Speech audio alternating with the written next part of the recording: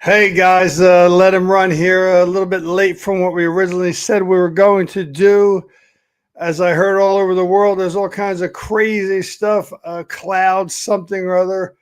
My guy Sean Miller, who handles all of the podcast, internet, IT elements of what's going on, gave me some intel a little bit earlier.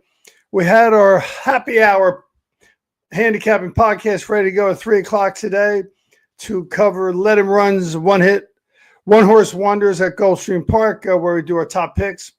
But I guess I'm probably one of about a million podcasters all over the world who are now getting on the shows and doing their thing, what they've been trying to do for a while. So we're going to give it our best shot and see what happens, and we'll go from there. So, we're looking forward to doing our first ever happy hour handicapping podcast. Normally we do our podcast at 8 p.m. On Thursdays, our one horse wonders, which again is our top picks.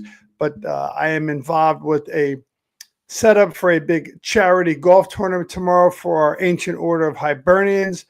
It's one of our biggest fundraisers of the year. And we're going to go to the Hibernian Club to set up everything for tomorrow, starting at around 5:30, 6 o'clock. So that probably is going to take me till pretty much later in the night. So I thought, let's do a little happy hour handicapping here. We'll let him run and we'll see what happens. But that didn't work out. We might do that again because I thought I did get a little bit of interest.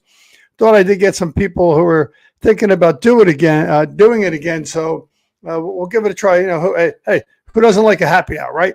So we'll include a little handicap on it and see what happens. But hey, thank you for viewing. To our viewers who have checked our podcast out before, thank you to our new viewers. If there's anybody who has joined us just recently, just to cover what we do here, my name is Fred York. I am the host here of this weekly podcast twice a week on Thursdays at 8 p.m.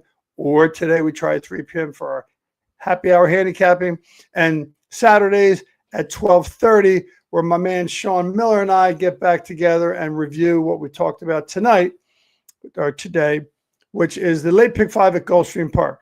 Gulfstream Park is currently in their meet that ends right around June 29th, which is exactly shortly after that is when Saratoga starts, July 3rd.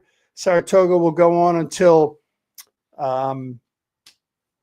Labor Day. And, of course, we all know Saratoga's got some big races going on there, the 4-Star Dave, the Whitney, and, of course, the big one, the Travers. You're going to get a lot of racing. So once this part of Gulfstream Park is over on June 29th, we're going to take our focus to Saratoga and take a look at Saratoga's racing during those 6 weeks at the meet they have. I'll be up there on July 24th to the 26th, Thursday, Friday, Saturday. Probably going to do a special podcast from up there on Saturday, which will be kind of cool. Of course, last week the Belmont was run up in Saratoga, and we had our buddy Dave there. He was on a podcast, really great. He loves sovereignty, so good for him. Kudos to him for loving sovereignty. The race, which was obviously a mess again because of the horrible weather that they had up there in Saratoga, unfortunately, even caused some of the two big turf races to be rescheduled to Sunday. So they had all kinds of crazy stuff going on up there. But the race flow and the race turned out kind of the way, everybody expected it to. It was pretty much a rerun, both in the track conditions and the outcome of the Derby, right? Sovereignty wins, journalism second, Beza third. Of course, in the Derby, there was 19 horses, and then here, there was 8. And our pick in that race, Beza, did not get out the way he needed to. We knew Crudo and we knew Rodriguez were going to be the front runners, the number 3 and number 5 horse. And Beza, the number 6 horse, just didn't get where he needed to be. Sovereignty was in the catbird seat. He was playing the early pace, early presser type runner based on what we thought Beza was going to do, but he didn't do it.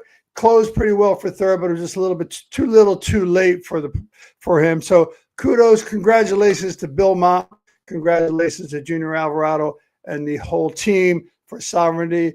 Best of luck as they continue to move forward. And looked to be a pretty solid racehorse as time goes on, and so are the other horses. So during the downtime, while we were trying to wait for the internet to come up, I was checking out the U.S. Open. Man, wow! When we have our big tournament tomorrow, I guarantee our fundraiser for the Ancient Order of Hibernians, the rough's not going to be like it is at the U.S. Open. Oh my goodness, these are shots you won't see guys every day making on the PGA Tour and other courses. Right now, it looks like the leader is -4. I don't think there's anybody going to get much closer than that. Tomorrow is another day. It's going to be hotter. It's going to be drier. It's going to be faster. It's going to be firmer. That's going to be pretty interesting. So, that's going to be interesting to see what happens. But don't know if my guys at JoJo's are watching. They were going to put it on. I got a couple of guys, JoJo's Tavern in Hamilton, New Jersey. They were going to get the podcast on there and talk about the horse racing. So if you are there, led by their fearless leader, Matty Mayer, a little shout out to you guys, and thanks for being patient. It was crazy wait, but here we go. So once again, we're going to talk about the late pick 5 on Saturday, June the 14th at Gulfstream Park. Looks like down there you're always going to get, or at least 90% of the time, you're going to get fast and firm, and that's what they're looking forward to again to have down there. So let me put on my cheaters here, and let's talk about the race. So what's interesting, because of the delay we had with getting started with this, I was able to get the odds of the horses that we pick in our One Horse Wonder. And we talk about what that means. Well, we put our top picks in, and we talk about, and we wonder, why is it our top picks? We're going to give you the information based on our analysis, our breakdown, a lot of the information that we put together to see exactly, why this horse has been our pick for this particular day. So anyway, let's talk about that. So race 7 is the first race in the first leg of the pick 5. It's a 5.5 furlong synthetic, claiming 8K, 9 winners of 2 lifetime, going 5.5 furlongs on the synthetic. So looking at this race again, it's a sprint. It's a short race. There's going to be a lot of speed in the race, and there is a lot of speed in the race. But there's particularly one horse that I kind of like a little bit more than some of the other horses, and that is the number 3, Nuclear Empire. This horse broke his maiden just recently at maiden 12.5, but it was his first try on synthetic. It was his first try at a sprint at 5 furlongs. This is a little longer at 5.5 furlongs. So, certainly right in line with his ability to sprint. It looks like also that Vasquez is staying on him. Now, what's interesting is prior to him breaking his maiden on synthetic, he had tried twice on dirt at 4.5 and 5 furlongs. Jorge Delgado, good trainer. Second Lasix, he hits at 24%. Working out, pretty well for the return.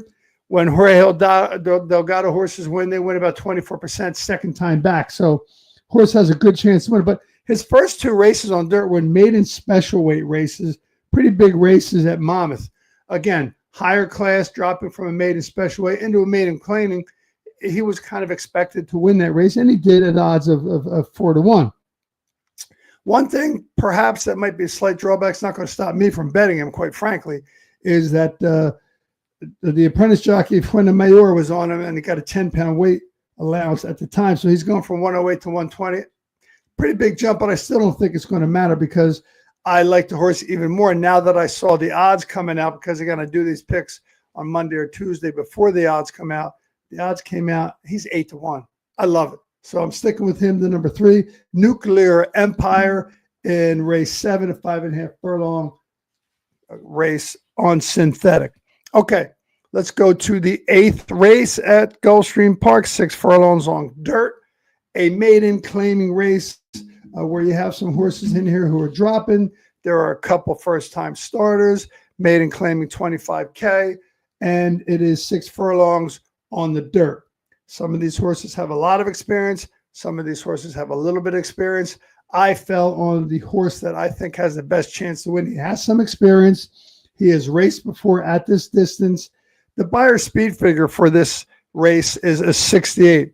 If you're not sure what Beyer speed figure is, if you're new to horse racing, it's a number that is assigned to a horse's race that indicates how fast he went, the class of the race, the type of surface he was on, any of the biases that go on.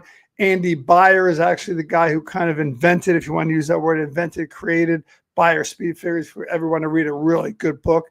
He's got a great book that talks about this in depth. But the number, each race at each level, be it in this race, a maiden claiming 25K or a grade 1 race that's in the Breeders' Cup, they'll have different numbers assigned. Obviously, Breeders' Cup Beyer Speed Figures are going to be, 100, 102. This is 68. The one horse is the horse I'm following on, Migratory. Jose Morelos is the jockey, another good jockey who's riding very well there. Trained by Laura Gonzalez, 32%. Pretty solid numbers right there. The last workout he had was out of the gate. And I think that's pretty important because, last race that he was in, if you look at the replay, didn't get out really well. So when they put a workout breezing out of the gate, that means the horse came out of the gate and they timed it at 36 seconds. So that's pretty solid. And it wasn't that long ago. It was May 31st. The horse, again, has some good numbers to back up the reason why this horse is the number one top pick for us.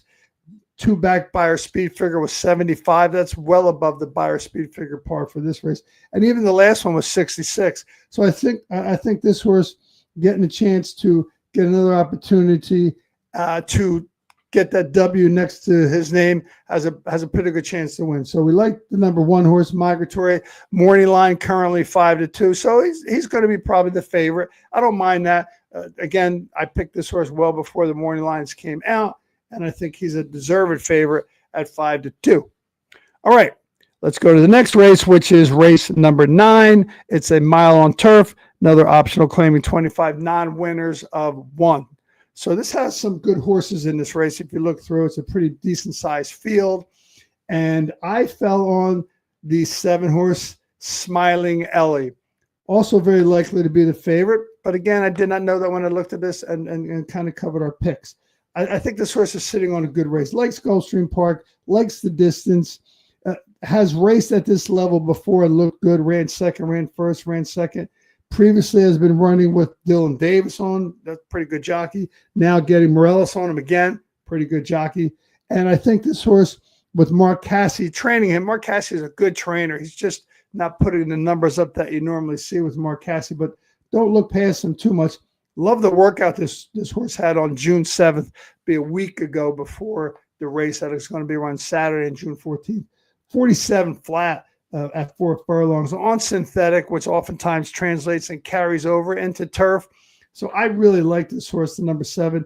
Also, if you follow some of the things that we do here on Let 'Em Run, Brisnet offers lots of different speed figures, lots of different speed assignments. Early presser, we talked about that with Beza in the Belmont, and pressers and stalkers. This horse is given the number 1 prime power, which they base that on figures that have to do with the kind of races they've been in, the pedigree, the breeding, etc. And number 1 prime power oftentimes hits the board or very often wins the race. And so that's another reason why I put my check mark next to the number 7 horse, Smiling Ellie. Also, last out was in a key race with a horse that we followed several times here on Let 'Em Run, Do Gooder. That horse won next time out, and Smiling Ellie was second to that horse. So this horse was running behind a very, very good horse all the way around and came in second just behind that horse.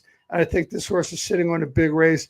And I really like this horse at 5-2, the 7 horse Smiling Ellie. So definitely keep an eye on that horse as well. Okay, let's move on again now to race number 10. Another little sprint, 5 furlongs on synthetic. Another optional claiming 25K, non-winners of 1. So looking at this race, this is probably my favorite race of the day at Gulfstream Park in this sequence. It's a short race, 5 furlongs, synthetic. And the horse that I fell on after looking at the horses, again, I'm using some of the information from Brisnet and some of the information I see in front of me. This horse is Fulanito, the 6 horse, trained by Jose D'Angelo, ridden by one of our favorite jockeys, Edgar Zayas, probably the king of Gulfstream Park for sure. Wins a lot of races down there, knows how to handle a horse in sprints. And This horse is morning line of 9-2. Jockey and trainer head together at 35%. That's pretty strong. This horse likes Gulfstream Park synthetic, likes the distance. At Gulfstream Park on synthetic has raced 8 times, coming first 3 times, second once, third 2 times. That's a pretty good run. Same thing at the distance. 7 times raced at this distance, won 3 times, came in second once, came in third twice. Solid figures there. Jockey trainer work well together. Certainly, again, the race two back was on turf, but he's demonstrated some serious buyer speed figures on synthetic. And when Jose D'Angelo gets a horse good, they stay well. He wins out after they won their last start 23% of the time. So that's another solid reason to like this horse. And again, Brisnet, if you look at it, they have their 4 classes that they rate horses as far as the kind of races they run. E is an early horse that likes to get to the lead and wants the lead and gets the lead and needs the lead. EP, which is an early presser, means they can get up there but don't need the lead necessarily, but they will be up with the front runners. A presser is somebody who certainly won't be really near the lead, but will certainly be somewhere in the first group of horses that are running. And then a stalker. We all know what a stalker is. They're going to come from behind. This horse is the lone E. That means he wants the lead. He's going to get the lead. And I think a lot of times in your 5 furlong sprint races, whether it's on synthetic or turf, oftentimes the horse can close into that. I don't think that's going to happen here. I think Edgar's Eyes will dole out the fractions with this horse enough to get this horse to the finish line and win. So morning line 9-2. I like that a lot with Zayas on board. Not sure it'll stay 9-2 when we get to the gates in the morning line, but I think as a starting point, I'll take that on anytime you see Edgar's Eyes at 9-2. That's pretty solid situation right there. So definitely take a look at that. Okay, let's get to the last race in this sequence of the pick 5. That will be race 11. It's a mile and 16th on turf, our first long race. Go maiden claiming 17.5. Okay, 17,000.5. So again, pretty big field, 11 horses in the field. I like to see a big field because then you could separate some of the horses. Actually, 12 horses in the field with 1 also eligible. So I think that's a pretty good number to look through, kind of figure out a horse that you like. And I fell in the number 10, Golden Valley. Morning line is 5-1. So again, a little bit of value there. And again, in the maiden claiming race, you can find value. A lot of these horses are going to be different values based on the odds, but I'll take 5-1 on this horse. Last time out, it ran on synthetic, not the preferred surface. The time before was turf, ran very well, but also has speed, which was demonstrated 4 back in a race that was a maiden special weight race. Higher level, higher class, much more difficult, better horses.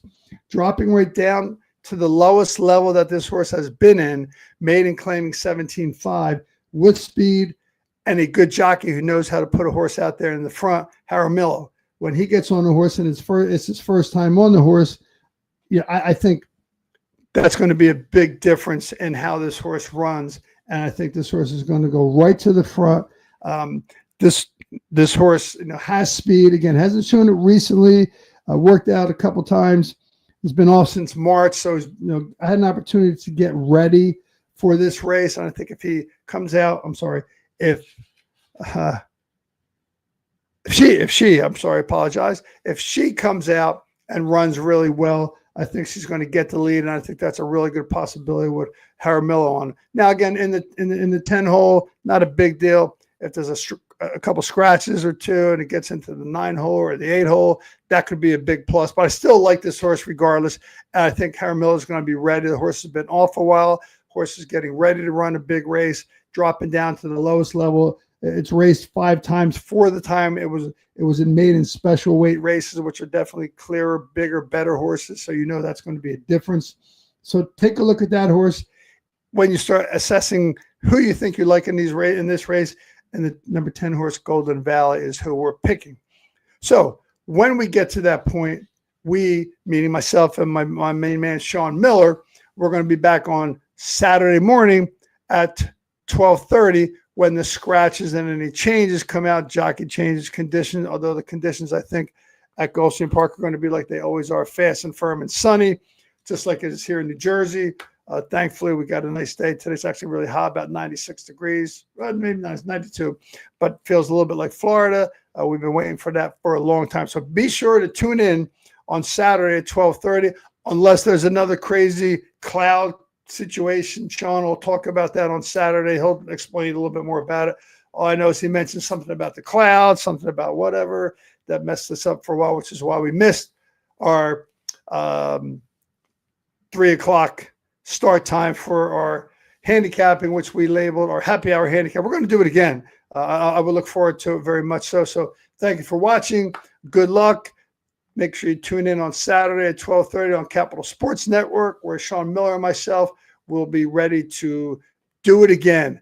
And another thing to remember, let him run. Thank you and have a good night.